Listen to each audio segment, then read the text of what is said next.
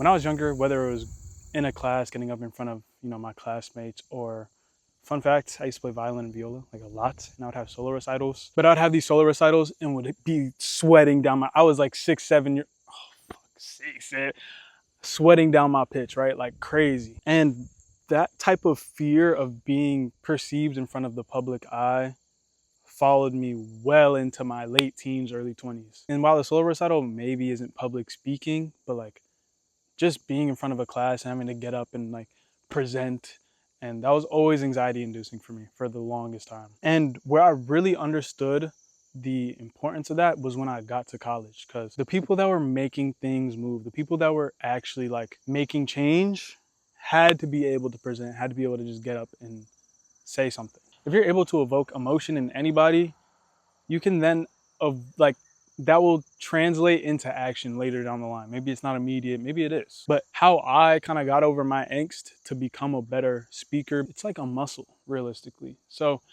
how I initially got over it was working a retail job. I was mad anxious to I could only speak to people if spoken to. Like that was where I was good. And with a retail job, obviously you got to meet and greet people and be like, hey, how are you doing? How can I help you? Things like that.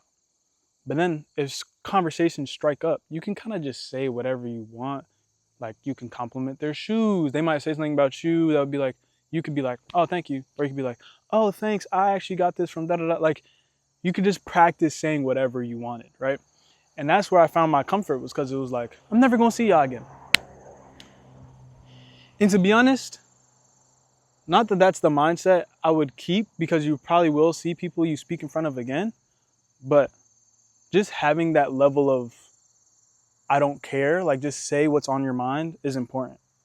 Because realistically, I know for a fact, most of you have ideas. Actually, no, if you're subscribed and you're watching these videos, you have brilliant ideas, actually. It really just comes down to how you articulate them and how people are able to perceive them. If you get up and don't speak with confidence, people aren't gonna feel like what you're saying is actually powerful. You have to say things with conviction. Now, where I really saw the power of public speaking was, as I mentioned before, when I got to college, but when I saw it happen for myself was when I was helping create the organization 360 Creativity Saves Lives. I was always comfortable behind the camera. That's always where I felt the most comfortable. But as the organization grew, I had to become more of a front-facing figure of it. And that came with me speaking to people, like large groups of 40, 50, 80 plus people, you know what I mean? I had to lean into that like childhood angst. I had to lean into that and really learn to get over it. Because if you're in a position where people are waiting for you to speak to them, there's a reason. Like you have something to say that's relevant. And it's also just like, if you have something you want to say, like it's important to speak up for yourself. Like it's so easy to just get washed under the wave of like things that are happening in the world. And if you don't get up and speak what's on your mind, no one's gonna help you, no one's gonna figure that out. Are they moving? Okay, Mustang, I see you. That shit sounds good. Does it have a blower on it? If you know, you know. I think that thing was supercharged. But this is what I wanted to end on right here, is the power of public speaking. Think of any figure ever, any public figure ever, whether that's an artist, whether that's somebody like Malcolm X, or like a dude, you can name anyone. Don't care who it is. A large reason why they have the success they do is because of their ability to public speak. It's a skill you can learn, you can train it, you can grow in that realm and get better. So I think it's something that you should take upon yourself to actually try and improve on. Try your best to cut out the ums, the likes,